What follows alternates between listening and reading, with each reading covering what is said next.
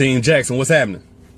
So I got sent this post a little earlier this morning and I got to speak on it, man. It's kind of lengthy, but it's a damn good one, so stick with it. All right, so it says, I ghosted my boyfriend of 5 years. I came over to his house one morning to surprise him with breakfast and a video game he wanted, only to find him naked, asleep, and with his ex curled up in his arms. He didn't hear me come in, so I closed his bedroom door and left his breakfast and game on the kitchen counter along with my key to his house.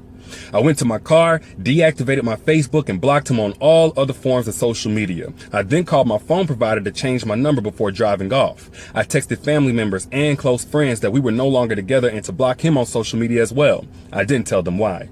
I was in a position to end the lease at my apartment early, and I started a new job in a different city later that week.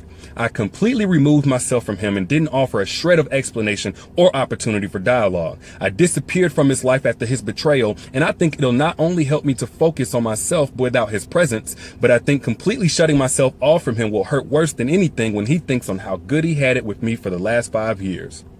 Now, when I first saw this posted, it was posted by a brother by the name of Derrick, who said that as opposed to the women saying that she was a legend and all that other stuff for doing this, he felt like she wasn't a legend because she still gave him the video game, and he probably didn't care that he got ghosted, being with how sloppy he was with his cheating. And you know what? I agree. She's not a legend for this. She's fucking iconic. Because let me tell you something, most women in this situation, they would put their closure in the same hands that broke their heart and then beg for it back. Like, please give me this closure, even though you wouldn't give me honesty and respect and consideration for how I might feel. Please give me this closure.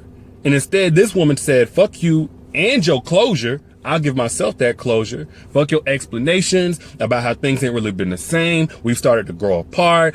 You've been stressed at your job. You depressed. You just had a sleight of mind. You got drunk one night. You ain't know what was going on, or how you did some things wrong. I did some things wrong, and nobody perfect. Let's move past this. We can go to counseling. She said, fuck all of that. I don't even care how you treat this girl afterwards. I don't care if you treat her like a queen that I always deserved to be and wanted to be treated by you and give her babies and the ring and the white picket fence. She said, damn, all of that.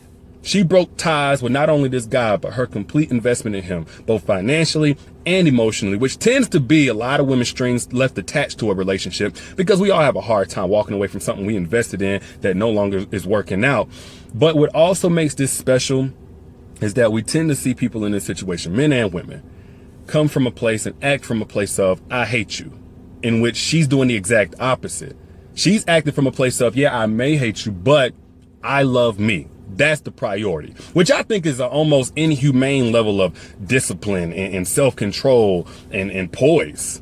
Because I could totally understand if, yeah, she left the breakfast and the video game on the kitchen counter after she poured gasoline all over that counter and lit that bitch up like it was Christmas. I'm not saying it would be right, but I could understand. However, I think the way that she handled this should absolutely be the standard. Even though I did see some people saying, well, she let him off too easy. He got off too easy. This wasn't about him. This wasn't about him getting off easy. This was about her getting off cleanly and effectively and quickly and moving on to live her best life without him on any level. Iconic.